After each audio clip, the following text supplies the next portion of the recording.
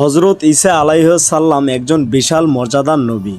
তিনি আল্লাহর পক্ষ থেকে বনি ইসরায়েলের জনগণের কাছে নবিত্বর দাওয়াত পৌঁছে দিয়েছিলেন। তিনি পবিত্র কুরআনে মরিয়মের পুত্র ঈসা হিসাবে পরিচিত।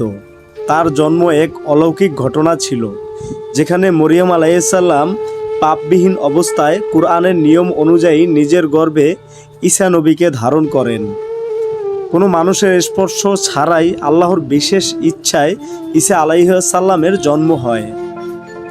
ঈসা নবী আল্লাহর প্রতি মানুষের ঈমান আনয়ন ও দাওয়াতের জন্য প্রেরিত হন। তিনি মানুষকে এক আল্লাহর ইবাদত ও আনুগত্যের মাধ্যমে শেখান। ঈসা নবী বহু মিরাক্কল দেখিয়েছেন, যেমন মৃতদের জীবিত করা, করুণায় অন্ধ চোখ খুলে দেওয়া, কোমল রোগী সুস্থ করা ইত্যাদি। ঈসা নবী ইনজিল নামে একটি পবিত্র গ্রন্থ গ্রহণ করেন। এই গ্রন্থে তিনি মানুষকে ন্যায়নীতি, হতাশা থেকে মুক্তি এবং আল্লাহর পথে চলার জন্য শিক্ষা দেন। ইসলামীয় বিশ্বাস অনুসারে ঈসা নবীকে মন্দ মানুষ ও কিছু দুষ্টু শত্রুরা হত্যা করতে পারেনি, বরং আল্লাহ তাকে জীবন্ত আসমানে তুলে নিয়েছেন।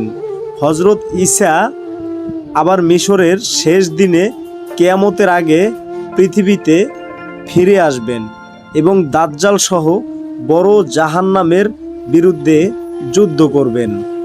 তিনি ইসলামের 5 মহানবীদের একজন এবং আল্লাহর পথে সৎ মানুষের দৃষ্টান্ত। ঈসা নবী ছিলেন দার্শনিক ও মানবতার মূর্ত প্রতীক। মুসলমানরা তাকে মহান নবী ও রাসূল হিসাবে শ্রদ্ধা করে থাকেন।